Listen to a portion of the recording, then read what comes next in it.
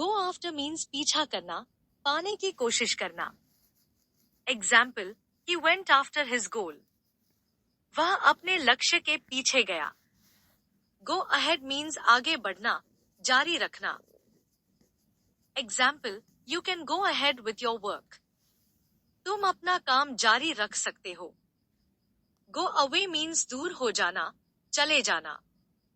Example, the pain will go away soon. दर्द जल्द ही चला जाएगा. Go back means वापस लौटना. Example, I will go back to my village. मैं अपने गांव वापस जाऊंगा. Go down means गिरना, घटना. Example, the prices are going down.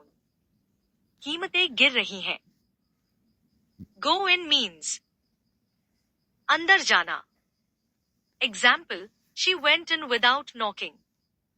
वह बिना दस्तक दिए अंदर चली गई. Go in for means भाग लेना, पसंद करना. Example, he went in for the competition. वह प्रतियोगिता में शामिल हुआ. Go into means विस्तार में जाना, प्रवेश करना. Example, he went into details. वह विवरण में गया. Go off means फट जाना, खराब हो जाना. Example, the alarm went off at 6 a.m. Alarm सुबह 6 बजे बज गया. Go on means जारी रहना, आगे बढ़ना.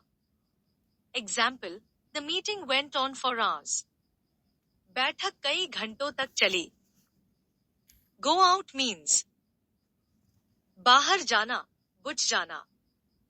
Example, the fire went out suddenly. आग अचानक बुझ गई. Go over means ध्यान से देखना, दोहराना. Example, let's go over the report again. आइए हम रिपोर्ट को फिर से देखें. Go through means अनुभव करना, सहना. Example, he went through a tough time. उसने कठिन समय सहा.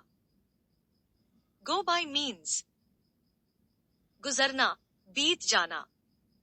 Example, time goes by quickly. समय जल्दी बीत जाता है. Go with means मेल खाना, संग जाना. Example, this shirt goes with your jeans. यह शर्ट तुम्हारी जीन्स के साथ अच्छी लगती है. Go without means बिना किसी चीज के रहना. Example, many people go without food. कई लोग बिना भोजन के रहते हैं. Go under means डूब जाना, असफल होना. Example, the company went under last year. Company पिछले साल डूब गई.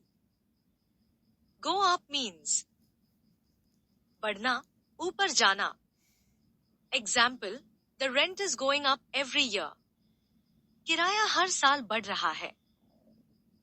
Go about means किसी कार्य को करना, फैलना. Example, how do you go about this task? तुम इस कार्य को कैसे करते हो? Go against means विरोध करना. Example, he went against his parents' wishes. वह अपने माता पिता की इच्छा के खिलाफ गया.